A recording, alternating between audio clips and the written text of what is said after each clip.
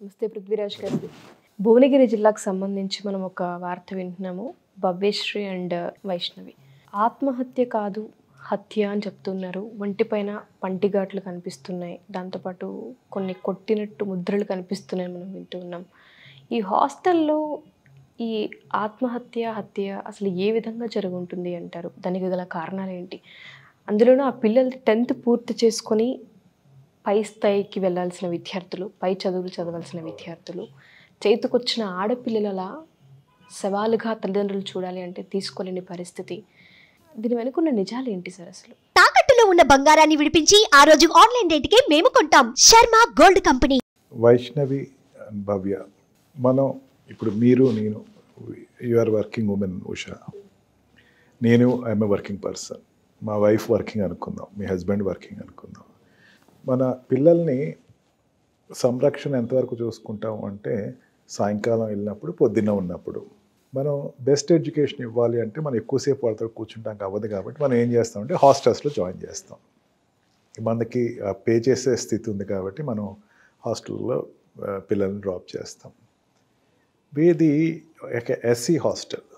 SC hostel అంటే పాపం తల్లిదండ్రులు వాళ్ళ యొక్క పిల్లల్ని చూసుకొని చదివించేటువంటి, అసలు ఈ 10 years నుంచి కొంచెం ఎడ్యుకేషన్ ప్రమాణాలు పెరిగాయి. అందరు పిల్లల్ని వాళ్ళు ఎడ్యుకేషన్ పంపిస్తున్నారు ఉషా.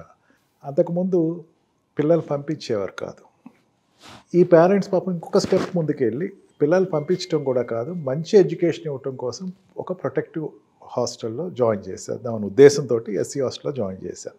ఎస్సీ హాస్టల్లో జాయిన్ చేసిన తర్వాత వాళ్ళు చదువు కోసం అంత ట్యూషన్ కానీ, చదువు కానీ, స్కూలింగ్ కానీ, ఫుడ్ అండ్ డైట్ కానీ ఇవన్నీ కూడా వాళ్ళకి ఉచితంగా లభిస్తుంది అన్న ఒక ఆశ. అంటే వాళ్ళు రేపొద్దున చదువుకుంటే మంచి భవిష్యత్తు ఉంటుంది, మాలా కాదు, వాళ్ళ పిల్లలు వాళ్ళు చదువుకుంటే వాళ్ళు సెటిల్ అవుతారనే ఉద్దేశంతో పాపం పేరెంట్స్ ఏదో జాయిన్ చేస్తారు.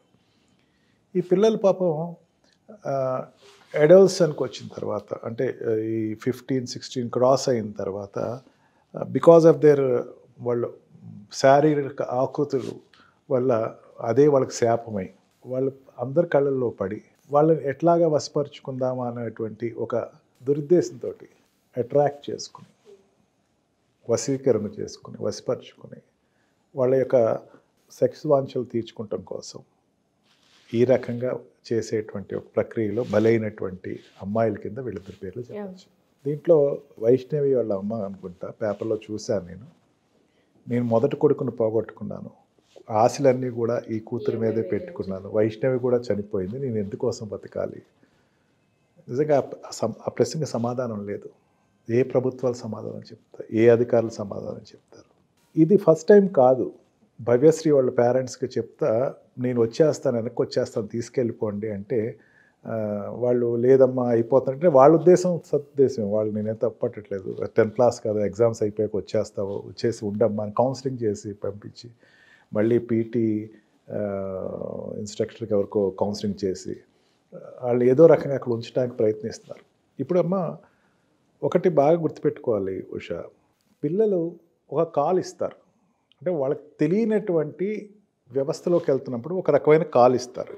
ఏ కాల్ ఇస్తారు మాకు అర్థం కావట్లేదు అంటే, ఇప్పుడు రెగ్యులర్గా వాళ్ళు సినిమాలు చూసేవాళ్ళు లేకపోతే ఇంకోటి చూస్తూ ఉంటే they know what is meant by bad touches. తప్పుగా ప్రవర్తించే వాళ్ళు తెలుస్తారు. ఇప్పుడు తప్పుగా ప్రవర్తించే వాళ్ళు తెలియటం కాదు, కన్ఫ్యూజన్లో పేరెంట్స్కి ఒక ఇండికేషన్ ఇస్తారు, మాకు కొంచెం ఇబ్బందిగా ఉంది ఇక్కడ ఉండటానికి, దయచేసి మాకు ఏదో రకంగా మీరు తీసుకెళ్ళిపోండి అన్నప్పుడు చదువుకి మాత్రమే తీసుకెళ్ళిపోమంటున్నారు, చదవడానికి ఇష్టపడలేక తీసుకెళ్తున్నారన్న ఉద్దేశంతో పేరెంట్స్ ఉండటం కాకుండా, ఇప్పుడు కొంచెం అల్ట్రా మోడర్న్ సొసైటీలో ఉన్నాం మనం, ఇంకో ఏదో ఉంటుంది, కారణం అనేకమైన ఉంటాయని అర్థం చేసుకొని ఒక కౌన్సిలింగ్ వెరిఫై చేసుకొని డీప్ కౌన్సిలింగ్ చేసుకుని ఉంటే ఈ ప్రమాదం ఉండేది కాదేమో.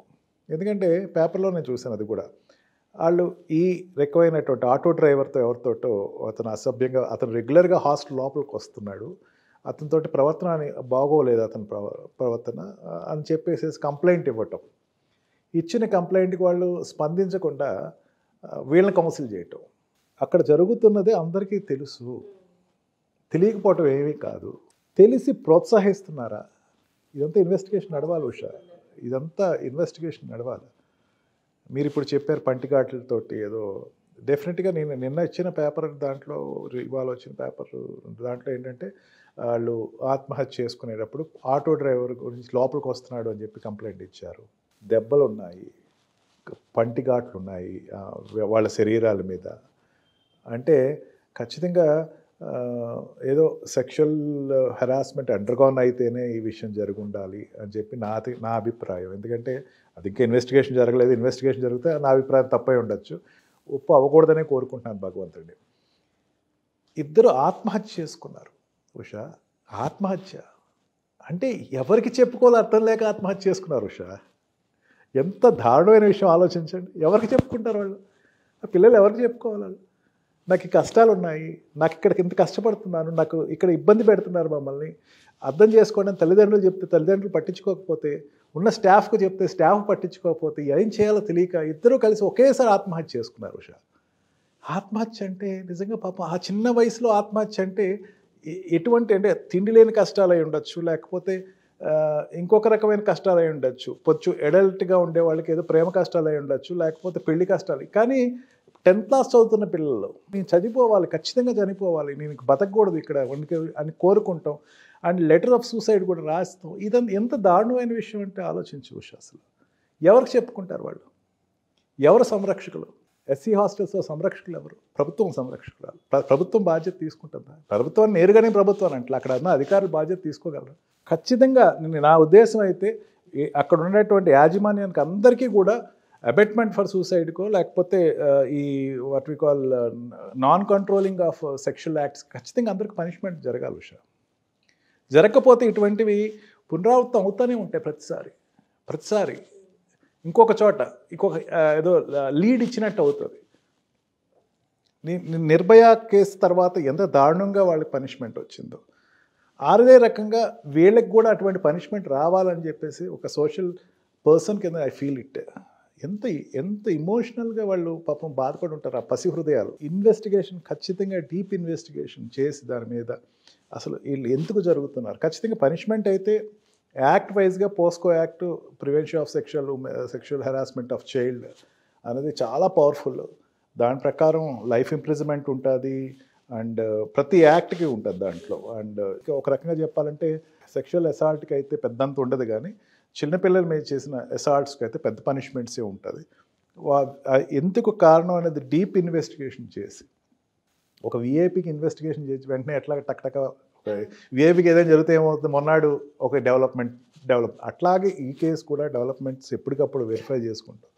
పోలీసు వారు ఖచ్చితంగా దీనికి ఒక నిర్ణయం తీసుకుంటున్నారైతే నేను ఆశిస్తున్నాను. ఆ తల్లి వైష్ణవి వాళ్ళ మదర్ నిజంగా ఆవిడ గురించి ఆవిడ అడిగిన ప్రశ్నకైతే సమాధానం ఎవరి కోసం బతకాలి నేను? ఎవరు లేరు ఈరోజు, పిల్లలు ఎవరు లేరు. ఇటువంటివి ఏ ఇంటిలోనూ జరగకుండా ఉండాలని చెప్పేసి నేను కోరుకుంటున్నాను. Thank you.